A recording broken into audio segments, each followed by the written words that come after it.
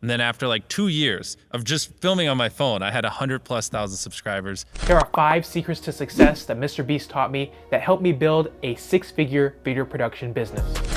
What's up everybody, welcome to Zuniga Films, the channel where we talk about how to start and grow a successful video production business. So unless you've been living under a rock, MrBeast is probably one of the most popular and successful content creators on YouTube. I'm going to be sharing the 5 success tips that I learned from MrBeast. Number 1 is obsession.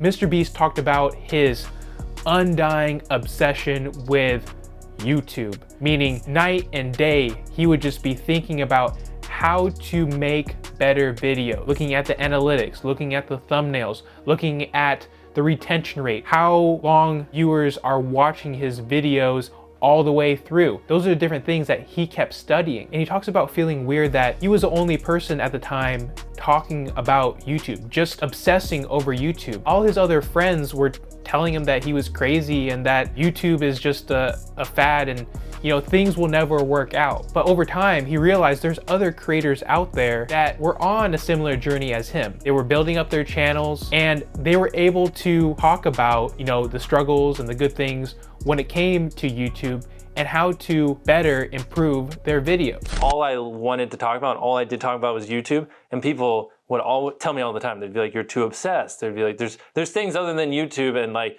a lot of people would just make fun of me because they were like, why the hell do you care so much about YouTube? It was like when I was around 18, I started to meet other YouTubers that were like equally as obsessed. And that was when things changed a lot for me. Because then I realized like, I'm not like, all right, I might be weird, but there are other people like me. Just because I'm super passionate about something doesn't mean like I'm stupid, or it's just, I'm not gonna get along with most people. What I took away from this is that when you're starting out as a video production company, as a filmmaker, videographer, it's kind of lonely in a way, meaning that not a lot of people are going to be videographers starting their own video production business. And it's hard to relate with the friends that you have, talking about the struggles that you have, talking about the successes. And that's why it's more beneficial for you to reach out to other content creators, other filmmakers, videographers that are on a similar path, ones that you can collaborate with, whether it's them or other business owners, right, that are in the same space. That way you're able to learn how to build your business, learn how to better your video production skills, because by doing so, that's the only way to grow. I'm not saying totally just ignore your friend group. I'm just saying find the people that you're able to resonate with the best, because that's the best place to put your energy to when it comes to collaborating, when it comes to interacting, building your circle, your network. The number 2 takeaway that I learned from MrBeast is to invest back in your business.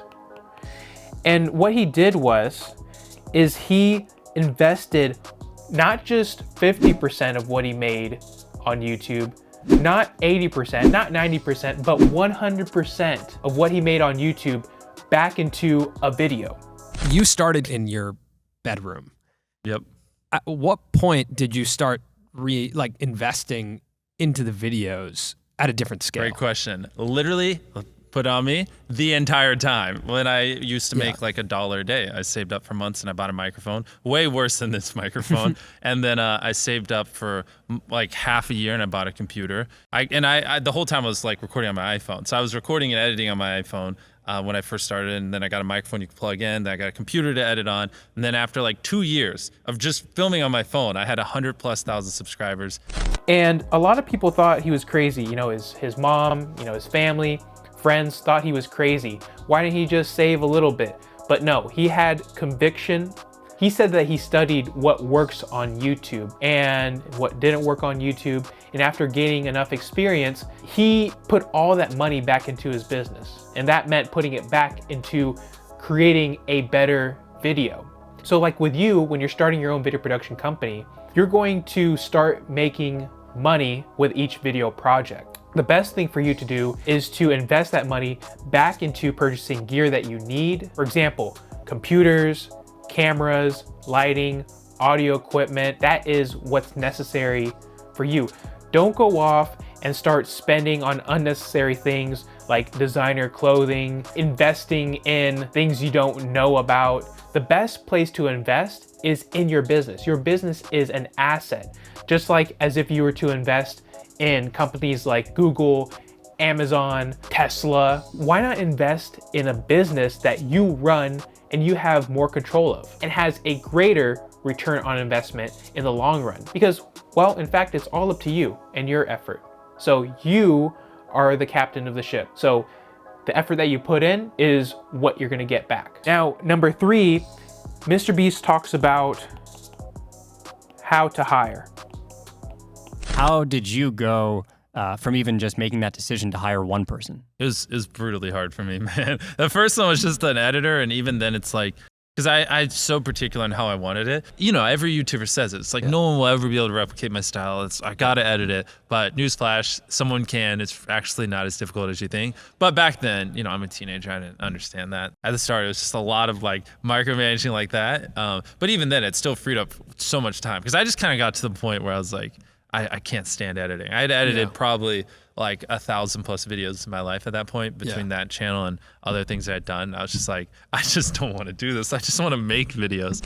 For a lot of creators, especially, you know, videographers, filmmakers that know how to edit and edit their own videos, it's hard to give up that freedom, that editing to someone else, thinking that no one else can edit better than you. When in fact, what you want to do is when you're at that point where you need to hire an editor for your company, you need to find individuals who edit just as good as you or even better than you, because you have to put your ego out of the way here. You're running a business, right? It doesn't matter whether you edit it or someone else edits the video. It's a video that is produced from your company. So why not focus your time to train an editor on your editing style and allow them to use their creative ability? Because if you are running your video production business, going out and filming, and then at the end of the day, having to edit a video, your time is divided. The best way for you to allocate your time is to hire someone that is able to focus 100% of their effort on that one task. That frees up your time, so now you're able to run the business side. That's very, very important. It's one of those things that happens organically. And I know for me, I went through the same process. I hit a bottleneck in my business to where I knew I had to outsource my editing, build an editing team, and that took some time. I would hire some editors, test them out. Some worked, some didn't. I kept the ones that did a great job and, you know, kept building from there. So I hired based on what I needed at the moment. I didn't overhire. Now, number 4, MrBeast talks about how he sets goals. Back in the day, my goals used to be very subscriber-based or view-based. But one thing I've learned, and I think you've probably learned this as well, is like, everything you want as a YouTube creator, every freaking goal you want to hit, whether it be subscribers, you want to hit 1 million or 10 million or whatever, will come if you just make the best videos possible. And so my goal, and this is what it will be till the day I die, is to make the best YouTube videos possible. And so if my hypothetical goal was 300 million subscribers in 10 years, that will happen if I just make the best videos possible. If my goal is to get 50 million views a video, that will happen if I just make the best video. Whatever it is, you know, just focus on making the best videos possible, and all these other vanity, arbitrary metrics will just fall into play. A lot of times people set goals based on metrics. I want to make this many sales. I want to make 100 sales this month. I want to reach 5,000 subscribers by May of this year, right? Those are great goals, but in reality, you will be able to reach those goals if you just focus on your actions. What actions do you need to take in order to achieve those goals? Instead of focusing just on the numbers, focus on what you can do to get there, right? I'm gonna put here actions.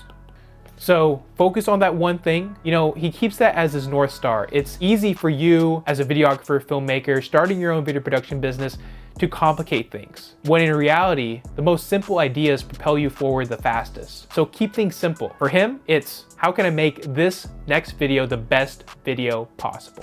If you want to be a YouTuber, if you're watching this, right, like, and you're thinking in the scale of 10 years, like if you literally are grinding and you're obsessed and you're just every day studying and learning, and you surround yourself with smart people and you just work like hell, to be honest, for 10 years, like there's probably a good chance you'll make it. But if you do that over the course of 6 months or a year, I don't know. you know?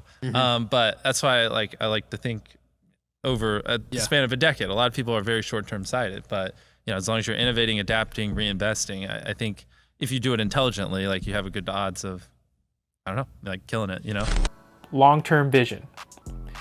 Most of the time, as a filmmaker, videographer, just starting your video production business, it's easy to look at the short term.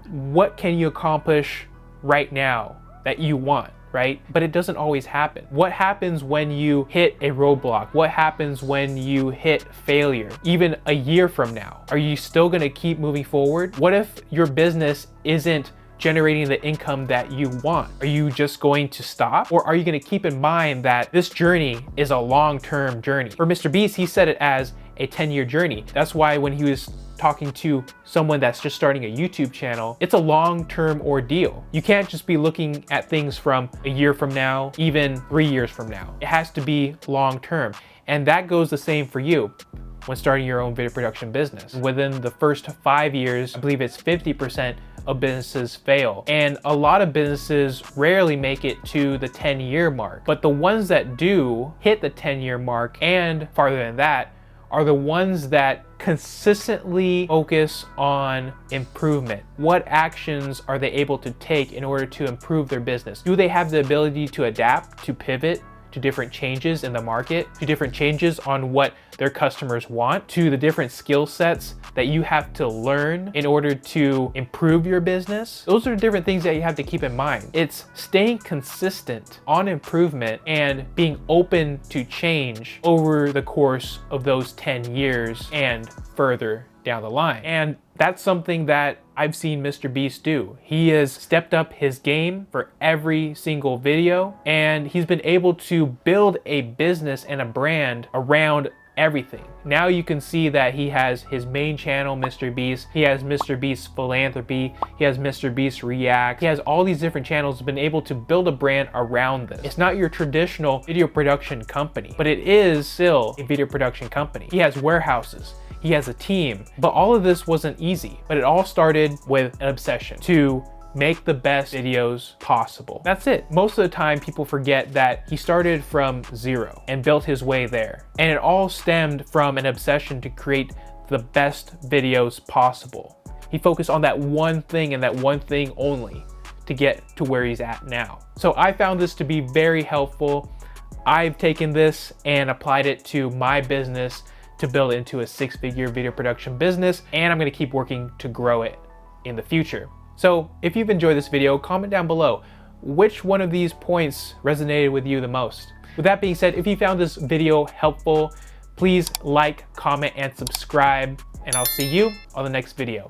Peace. It's gotta be real big. I gotta make it just for my kids and for their kids' kids. That's wealth years and years. Promise my brother soon as he out and finish this bid, we finna do it bigger than anybody ever.